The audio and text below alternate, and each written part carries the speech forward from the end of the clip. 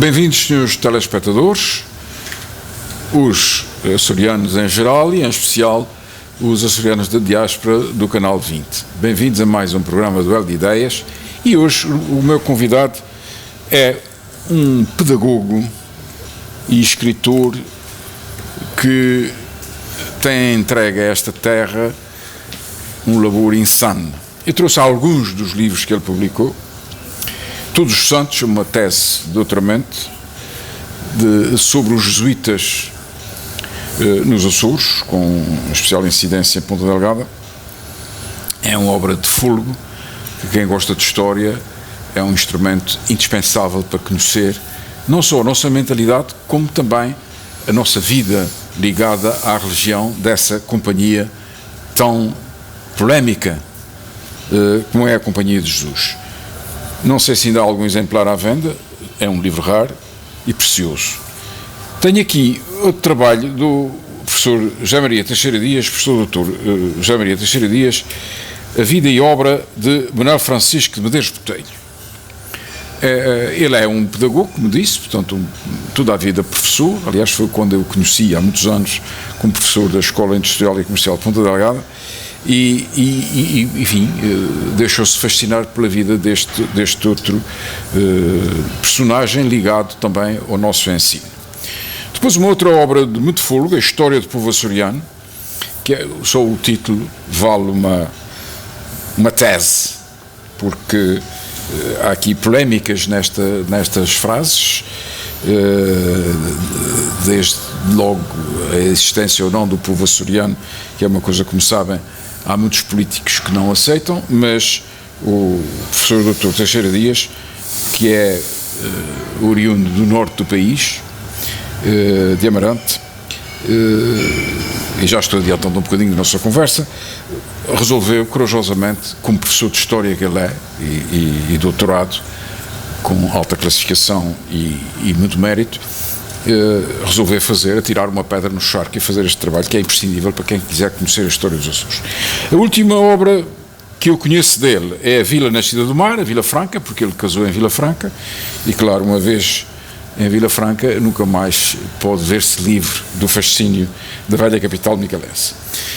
Muito obrigado, Sr. Professor Teixeira Dias, por ter aceito o nosso convite. Espero não amassá-lo muito, mas nós temos aqui neste programa uma técnica ou tática que é saber a vida do nosso entrevistado. O Sr. Professor onde é que nasceu, concretamente? Antes de mais, boa tarde a todos, ou boa noite, não sei bem a que horas é que isto funciona. Portanto, eu nasci numa aldeia do Marão, portanto, que está encostada a duas serras, a Serra do Marão e a Serra da Abobreira.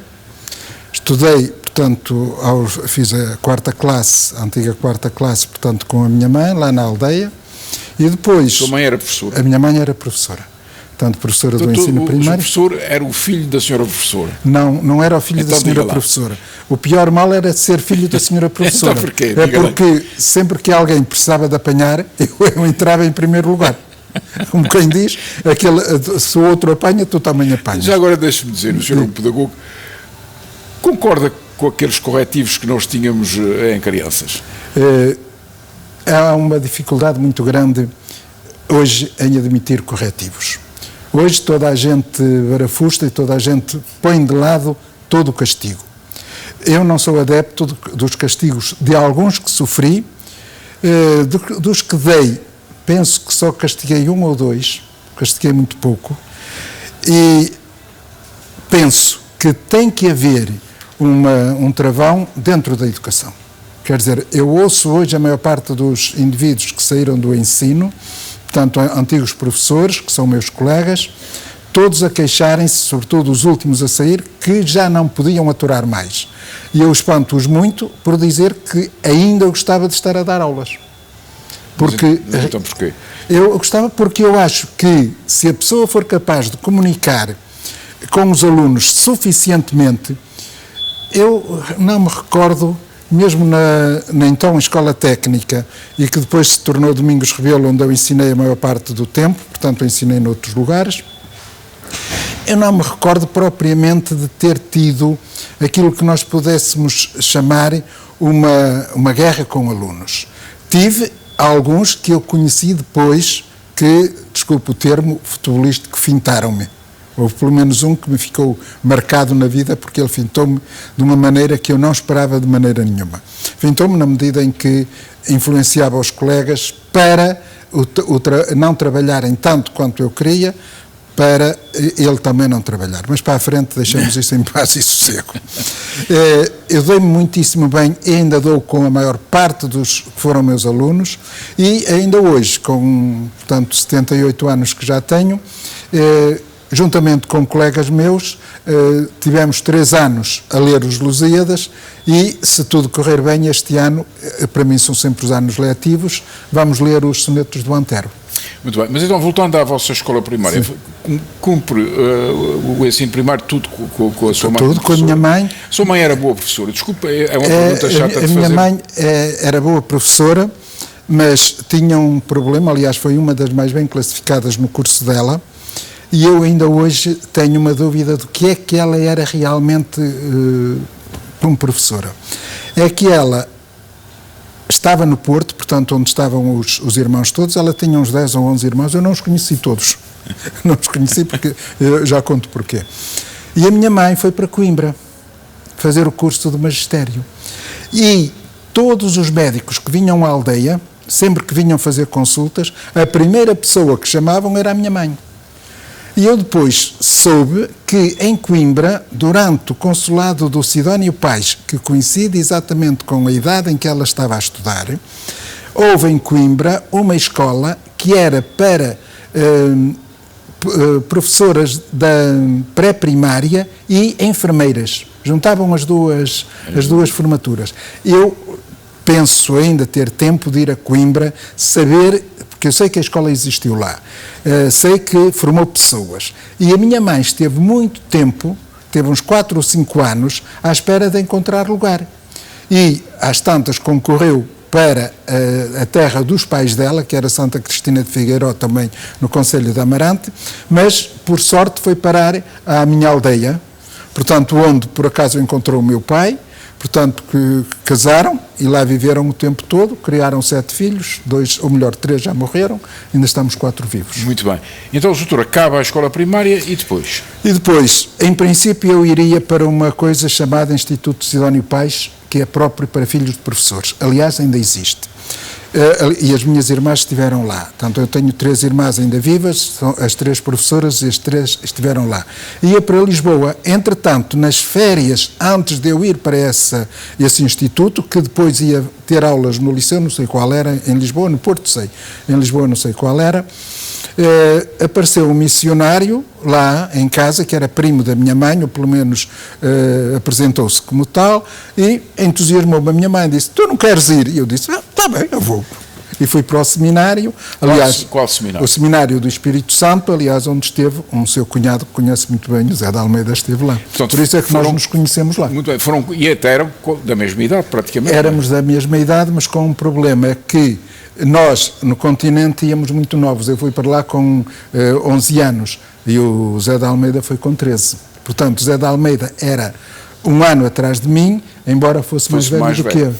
Só que ele teve mais sorte do que eu. Sabe porquê? Foram amigos. Fomos amigos e durante muito tempo... Embora não pensassem de sempre nos respeitámos muito mas no sempre pensamento. Até ao sempre fim nos respeitámos até ao fim da vida dele. Penso que posso dizer que ele me compreendia e eu também o compreendia, embora eu dissesse abertamente, eu não estou dessas ideias. E ele também nunca pensou em converter-me, nunca me disse, deves-te filiar aqui ou ali. Muito bem. Então, e está nesse seminário, esse seminário onde é que ficava? São vários, portanto, tinha um na Régua, que era o primeiro ano, tinha em Braga, que foi onde nós nos encontramos, que tinha 6 anos, e eu digo 6 porque ele fez 6, mas eu só fiz 5, porque eu ainda sou o último curso daquele tempo em que o curso do liceu tinha 2 ciclos, cada um de 3 anos. Portanto, eu só fiz o 6º ano do liceu antigo. Portanto, todos os que são por exemplo, o Zé e os outros que se seguiram, fizeram 7 anos. Portanto, depois tínhamos, portanto, isto em Braga, em Barcelos, na Silva, mais concretamente, tínhamos um ano de noviciado, e no noviciado, normalmente, tomava-se uma resolução, ou se seguia, ou separava. Eu, por acaso, resolvi seguir, com muitas dúvidas, que se acentuaram durante os 3 anos. Só que nós fazíamos uma promessa de estar 3 anos, que eram os chamados votos temporários, portanto 3 anos no seminário. E eu aguentei-os, porque tinha feito a promessa, aguentei até ao fim. Embora ao fim de 1 ano e pouco eu sabia que ia sair. Portanto, já tinha decidido que não era essa a sua vocação.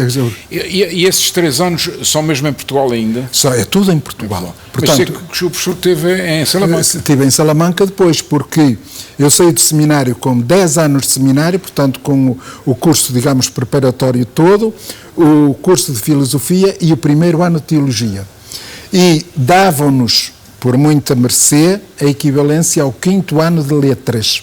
Portanto, eu, que quando escrevi a carta aos meus pais, disse-lhes, eu vou sair e é escusado pensarem em dissuadir-me, eu vou mesmo sair, está mas terminado. Como a gente já o conhece, não vale a pena, não é? Não valia a pena. Mas, foi. E disse-lhes, eu vou continuar a estudar. Depende de vocês, dos pais, se me quiserem ajudar, muito bem. Eles disseram-me, nós ajudamos-te o que pudermos, mas não penses andar toda a vida a estudar. Eu disse, eu só preciso de 2 anos, porque, entretanto, na Universidade Católica Pontifícia de Salamanca, podia-se entrar em várias matérias e eu queria ir para a filosofia. Só que quando lá cheguei, eles também tinham mudado, em vez de terem filosofia, portanto, a licenciatura de filosofia ser em 2 anos, era 3. E de direito canónico era 2, só que eu não tinha direito canónico. E então o que é que eu fiz? Um exame de admissão, a ver se passava. O professor ainda torceu assim o nariz, como quem diz que é que este aqui está a fazer. Mas eu dei qualquer resposta, que ele fez assim um encolher de ombros, como quem diz, deixa lá este diabo passar. Curiosamente, portanto, eu depois... Teve dificuldade com a língua? Não. Eu tinha... Não sei se posso dizer tenho, neste momento não. Eu tinha uma aptidão muito especial para as línguas. Eu falava muitíssimo bem o francês, falava mal o inglês, como ainda falo mal, porque só tive 2 anos de inglês, cada um deles com um professor não formado, que era padre, portanto um padre, que era a primeira vez que estava a dar aulas, o que portanto significa, penso que é suficiente para dizer a minha pronúncia de inglês. Portanto, fui para lá, fiz os 2 anos, portanto, por acaso... Mas de Direito Canónico? Direito Canónico. Portanto, eu tenho curso completo de Direito Canónico. Só que não me serve de nada aqui cá fora. Mas dá uma boa estrutura. Dá uma boa estrutura e ajudou-me também muito na minha vida. Só que tive um problema que é daqueles que acontece de vez em quando. O primeiro exame semestral que fiz, eu tirei a nota máxima, que era 10. Lá as notas iam até 10. E eu fiquei convencido que era super inteligente. Resultado, comecei a ler tudo aquilo que me apareceu à frente. Eu li os romances do Essa de Queiroz quase todos nessa altura. Cheguei ao exame seguinte, um chumbo. E eu tinha combinado com os meus pais ir para a Alemanha trabalhar durante férias, porque eu não queria despesas, eles tinham aquelas e ainda tinham 2 filhos na altura para formar, portanto tinham que se limitar. Arranjei, portanto, um esquema, fui para a Alemanha, trabalhei, vim... Acontece, como é que um rapaz novo que está num seminário vai para a Alemanha? Há muita gente que me faz essa pergunta. Quer dizer, hoje estou, digamos, muito mais acomodado... O senhor nessa altura tinha o quê, 18 anos? Eu tinha 20. 20 anos. Portanto, eu disse aos meus pais, eu vou para lá e trabalho, e ganho dinheiro, e ganhei. Mas fui para lá de paraquedas sem ter um contacto? Fui de paraquedas sem ter um contacto. E sem falar alemão? Eu falava alemão, eu tinha tido 1 ano de alemão na Universidade de Salamanca. Voluntário, pagávamos 50 pesetas, se eu não estou em erro, portanto, o equivalente na altura a 25 escudos por ano. Por ano, eu não me recordo se era por ano, se era por mês, sei que paguei. Portanto, digamos, arranhava. Serviu para arranhar? Serviu para eu nunca me atrapalhar no meio daquilo tudo. E, portanto, fui no primeiro ano... Para que cidade é que vai? Não? Estive na cidade de Essen, portanto, que era onde estava a Krups, que era a que empregava mais gente, mas eu aí trabalhei em 3 lugares. Trabalhei numas minas de carvão, a consertar as vias férreas cá em cima, e trabalhei numa fábrica de bebidas, que foi um dos melhores trabalhos que eu tive. Portanto, entrávamos às 6 da manhã, saíamos às 2h30 da tarde, estávamos numa casa de juventude, portanto eu levava o lanche da casa da juventude. Mas quando chegou à Alemanha, onde é que foi? Fui para uma casa de juventude. Mas então é porque já sabia que eu sabia que isso existia. Tanto a Igreja Católica ajudou na... Não, na primeira vez não. A primeira vez fui completamente independente. A segunda vez, realmente fui através da Igreja Católica para Frankfurt, e aí então é que eu tive muitíssima sorte, porque estabeleci-me numa fábrica de metais que fazia todas as peças, por exemplo, penso que muitas das peças que andam aí nesse tipo de máquinas, não sei se ainda são feitas lá, eram feitas lá. E comeceiam com imperfeições dos moldes, era preciso limá-las. E isso era um trabalho que ao fim de um dia, de uma hora de treino, que era mestre. E estive lá estive 11 semanas. Havia muitos portugueses aí? Não. Havia muito poucos. E eu é que levei para lá uns 4 ou 5 que foram comigo, foram depois de mim, para lá ter. Portanto, trabalhávamos, aí ganhava-se muitíssimo bem, de maneira que eu até tive uma aventura... Chegou a trazer dinheiro consigo, quer dizer, isto dava trazia dinheiro. Nesse ano, portanto, no primeiro, a coisa deu para as despesas, eu tinha pedido 1000 escudos a um padre que estava em Salamanca, que também ia para a Alemanha, mas era lá para um seminário qualquer, continuar a aprender o alemão, que foi mais tarde o reitor do Santuário de Fátima. Como é que ele se chamava? Já não me recordo, daqui a pouco recordo-me o nome dele. Portanto, teve para pagar a despesa do empréstimo? Tive que lhe pagar o empréstimo, mas paguei-lhe na Catedral de Colónia. Vim lá pagar-lhe o empréstimo. E deu-me perfeitamente para pagar as viagens, pagar as despesas, e ainda trouxe prendas para toda a gente. Resultando é que trouxe também outras coisas que todos cobiçaram, desde umas toalhas a um dicionário, tudo. Em minha casa, aquilo às tantas desapareceu-me tudo da frente. Eu perguntei à minha mãe, o que é que foi? Diz ela, olha, esta toalha é muito boa. Pegou nela e levou e foi-se embora. Está bem, pronto, leva embora. No segundo ano ganhava muito bem, de tal maneira que paguei todas as despesas. Nesse ano tinha pedido o dinheiro ao meu pai, e quando vim da Alemanha, em vez de vir direto para casa, disse-lhe, eu saio daqui no dia tanto de tal. Ele fez as contas, que eu devia ter chegado num sábado ao Porto e, portanto, no domingo ia para a aldeia. Convidam uma série de amigos, matam um cordeiro, assam o cordeiro, e eu não apareci. O meu pai, lá comeram o cordeiro todo muito bem. Cheguei ao Porto na terça ou na quarta-feira, e as minhas irmãs disseram, arranjaste-a bonita. Eu, mas o que é que foi? O pai fez uma festa no domingo para ti e tu não apareceste. Eu disse assim, olha, não há perigo. Empresta-me aí os miúdos, a minha irmã tinha já 2 filhos, empresta-me aí os miúdos que eu levo comigo. Cheguei lá, ele quando viu os miúdos, os netos, abrandou completamente. Olhou assim para mim, já chegaste? Eu disse, já. Está bem. Trazes o meu dinheiro? Trago. Fui-lhe pagar o dinheiro que lhe tinha pedido, e ele veio dizer, tu tens aí mais? Mas eu tenho aqui 3 contos. Diz ele, 3 contos? O que é que vais fazer com isso? Vou para Lisboa matricular-me em Direito. Já o vais gastar? Já, sim, senhor. E fui, matriculei-me em Direito, em Lisboa, e concorri ao ensino. Portanto, naquela altura era fácil entrar no ensino particular, eu entrei. Por acaso, nesse primeiro ano, não me dei com o diretor porque era um militarista e eu não andava com os militares, mas no terceiro ano... Então não fez tropa? Não, eu não fiz tropa. Eu, quando fui para Salamanca, fiquei apurado para todo o serviço militar, mas eles passaram-nos a uma coisa que eu ainda não sei o que é, sei que são as tropas territoriais. Pagava a taxa militar, e quando começou a guerra do ultramar, o meu pai era regedor da freguesia, sabe perfeitamente que na freguesia era ele e o presidente da junta os que mandavam lá. Dava-se muito bem com o presidente da Câmara, que tinha um irmão que era general.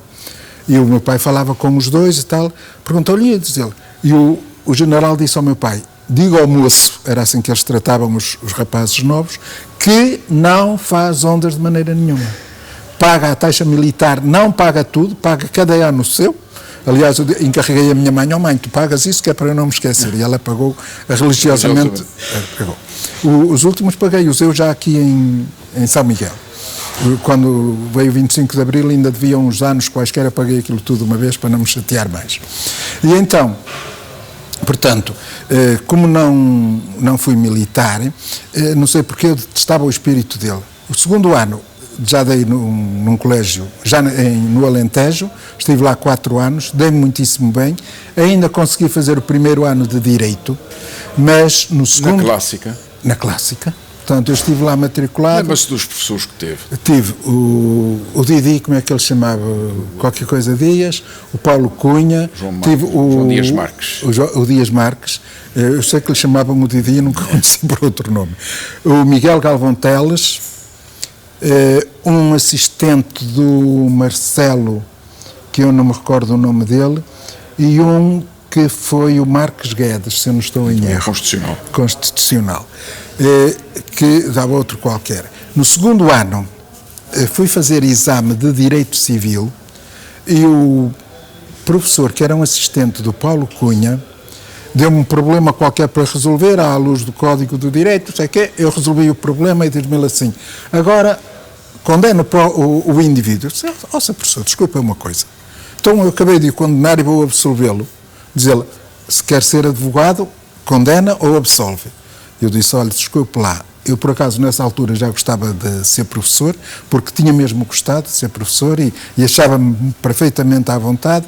Disse, olha, desculpe, eu não absolvo ninguém, eu condenei-o, está muito bem condenado, não está sim senhor, mas eu também não quero seguir isto, vou-me embora. Não sei o quê. Ele disse, não sei o quê, deixe-se estar aí. Não, deixe, senhor, desculpe lá, eu vou-me embora. E matriculei-me em História no Porto, portanto, por acaso só havia lá História e Filosofia, eu matriculei-me em História, fiz a História de 5 anos, entretanto encontrei a Lourdes, casei com ela. Portanto, encontrar a Lourdes no Porto? No Porto. Portanto, ela, o que é que ela fazia no Porto? Ela era professora de... Portanto, ela também é de História, tinha tirado História em Coimbra e estava no Liceu de Vila Real, mas fazia parte de um grupo a que eu também pertencia, de estudantes do Porto. Portanto, onde havia uma senhora, que por acaso é a nossa comadre, que fazia ajuntamentos de criaturas novas. E então, tínhamos um grupo de talvez uns 30 ou 40, que de vez em quando fazíamos uns almoços aos domingos à tarde. Portanto, uns almoços, quer dizer, umas jantaradas. Almoços ajantarados. De maneira que encontramos-nos, casámos ao fim de um ano, estamos casados há 46. E portanto, casa com essa Vila Franquense no Sim. Porto, mas casou lá ou casou cá? Casei em Santo Tirso. Portanto, porquê? Os seus sogros foram para lá? Os meus sogros foram lá. Portanto, os meus sogros estavam sozinhos aqui. O irmão dela estava em Lisboa. Portanto, ela só tem um irmão que estava em Lisboa. E toda a minha família estava lá, portanto, que por acaso foi uma pouca sorte, porque já nós namorávamos, já tínhamos até a intenção de casar.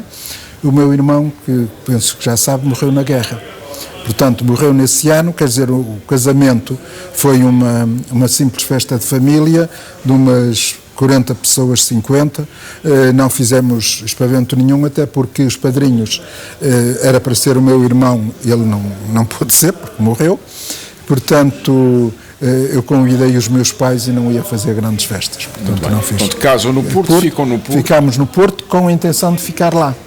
Só que nossa primeira filha, e há dificuldades em, digamos, ter a filha tratada como nós queríamos, e o resultado, eu venho cá em 71, 72, eu gostei disto, a minha sogra, com certeza se lembra dela, muito é capaz bem de a conhecer, portanto, estava, digamos, pronta a tratar de meninos. Eu disse, olha, é muito simples, já tínhamos uma, já vinha outro a caminho, a Lourdes estava grávida já a segunda vez, portanto com a diferença de 15 meses, foram os dois mais velhos. A minha sogra levou as mãos à cabeça quando viu que a filha estava grávida a segunda vez, mas depois vínhamos para ficar uns tempos, portanto criar aqueles dois, nasceram mais dois, e um até um bocado atrasado, tem menos 6 ou 6 anos do que a irmã logo a seguir, de maneira que fomos ficando. Deu-se o 25 de Abril, conforme se sabe, houve aquelas mudanças todas. É aí que nós nos encontramos na Escola Industrial. Na Escola Industrial, portanto eu fiz estágio ao ensino técnico. Da Escola Industrial? Da Escola Industrial, pronto, fiz em Vila Nova de Gaia. A minha mulher, portanto a Lourdes, fez ao ciclo preparatório, portanto, e ela concorreu logo a Roberto Ivens, então, portanto, aqui... Fica na Roberto Ivens. Fica na Roberto Ivens. O professor fica na... E eu fico na Escola Técnica. Na Escola Técnica. Depois passou para Domingos Rebelo. Portanto, e faz lá um percurso como professor durante muito tempo. Durante muito tempo, até 85, não, ainda estive um ano no magistério, penso que foi 75, 76, estive no magistério, depois como voltei lá como professor de... Sempre professor. Mas de História? Não, dei Pedagogia e dei uma disciplina muito curiosa, que era a Dialética da História, que foi uma disciplina que levantou aí umas celemas terríveis em todas as escolas. Quase todas as escolas de magistério tiveram processos por causa dessa disciplina. E esta aqui não foi a exceção. E depois, mas o professor Teixeira Dias depois vai para a universidade? Vou para a universidade, mas mais tarde. Portanto, eu fiz estágio, portanto, tinha o estágio, orientei vários estágios, orientei no ciclo preparatório, o primeiro, portanto, em que fez, por exemplo, a Ana Maria, neta de Viveiras, fez estágio comigo.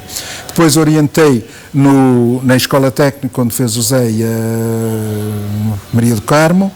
Depois, no ano seguinte, orientei de mais 6 indivíduos, lembro-me dos nomes todos deles, um é do Faial, outro era da Terceira.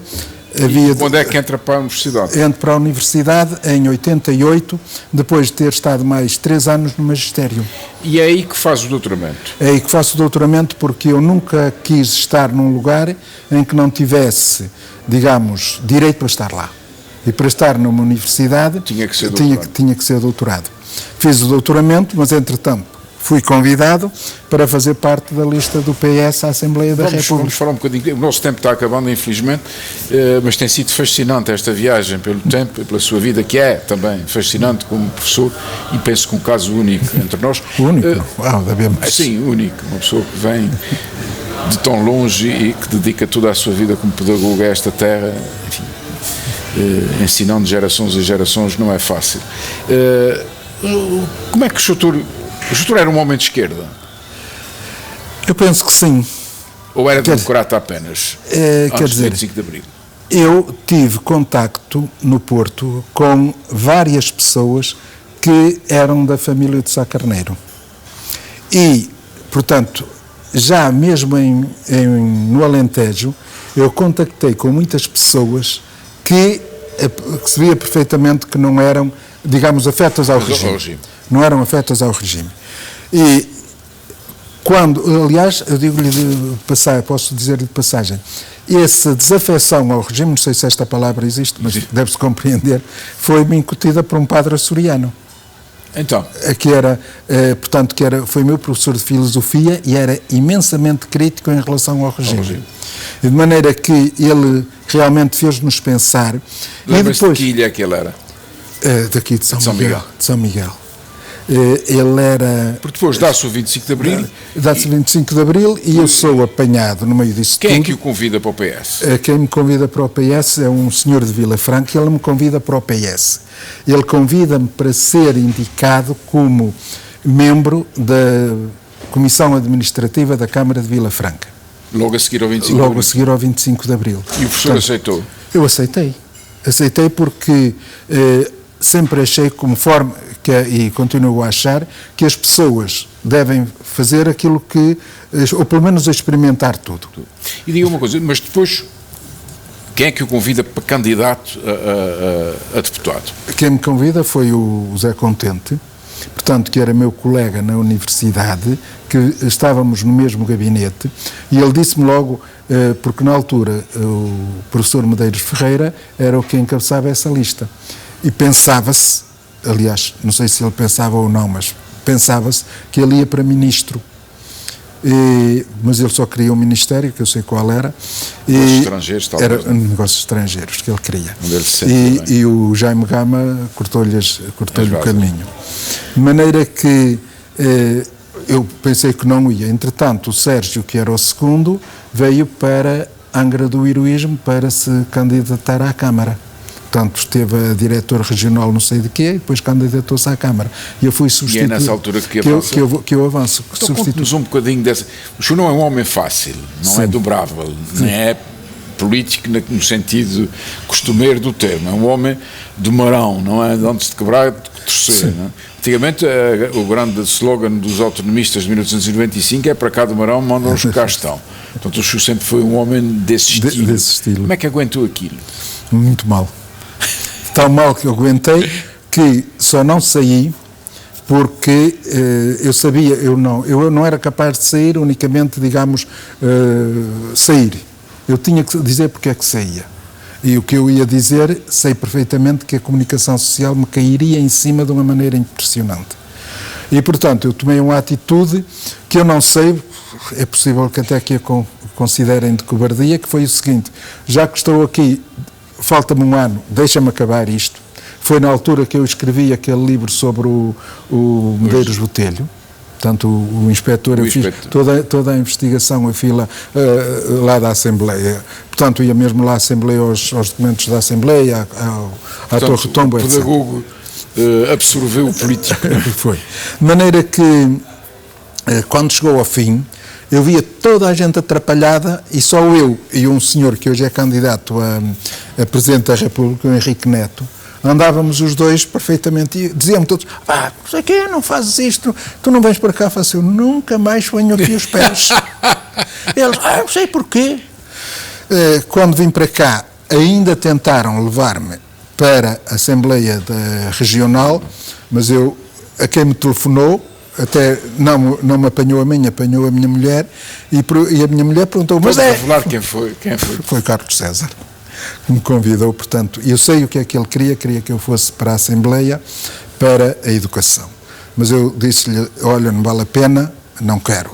Mas ele disse: pensa bem, amanhã eu volto a telefonar. Eu pensei que ele não voltaria a telefonar, mas ao outro dia voltou a telefonar realmente. Eu fiquei assim: fulano, eu disse-te que não quero. Eu sei que não insistas, eu sei que não é muito vulgar dizer-se, mas eu não quero, eu prefiro. Entretanto, tinha-se dado um caso que não é estranho, mas que é vulgar. Na universidade começaram a criar problemas porque eu estava requisitado a Domingos Rebelo para o magistério, a Universidade requisitou-me ao magistério e a Domingos Rebelo, e a Assembleia da República requisitou-me à Universidade e a Domingos Rebelo. De maneira que o problema era saber onde é que eu poderia ir parar. Levantaram esse problema na Universidade porque eu sei que havia pessoas que, não sei se posso dizer isto, mas penso que sim, tinham medo que eu os ultrapassasse. E eu ultrapassava. De certeza absoluta que eu ultrapassava. De maneira que recebi uma carta... Na investigação científica ou no ensino propriamente dito? Em tudo. Em tudo, porque eu ia ultrapassá-lo mesmo. Ia ultrapassar, pelo menos uma pessoa que lá estava, eu ultrapassava. Certeza absoluta. Não tenho medo de o afirmar. E mandaram-me uma carta que eu não gostei. Por acaso, a carta foi enviada para a Assembleia da República. Eu fiz só uma diligência muito simples. Fui à Caixa Geral de Aposentações. A senhora que me recebe perguntou-me: o que é que o senhor faz? Eu lá lhe estive a dizer: foi buscar a minha ficha, dizer lá: o que é que o senhor está à espera?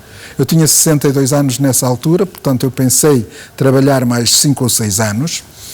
E ela diz-me: o senhor tem 38 anos e 7 meses de contribuição efetiva, o senhor pede a sua reforma hoje, daqui a um mês ela é-lhe concedida. E assim foi. Foi irresistível. Professor, vamos ficar aí na sua reforma. O tempo já esgotou, já me fizeram ali vários sinais, são chatos, são sempre... Mas eu penso que a aventura que nós seguimos aqui com este pedagogo e cientista e investigador, enfim, que foi atraído por amor aos Açores e por amor aqui ficou, e por amor aqui se multiplicou. Portanto, penso que foi uma interessante entrevista que os nossos telespectadores julgarão. Até ao próximo programa. Muito obrigado, professor. Obrigado.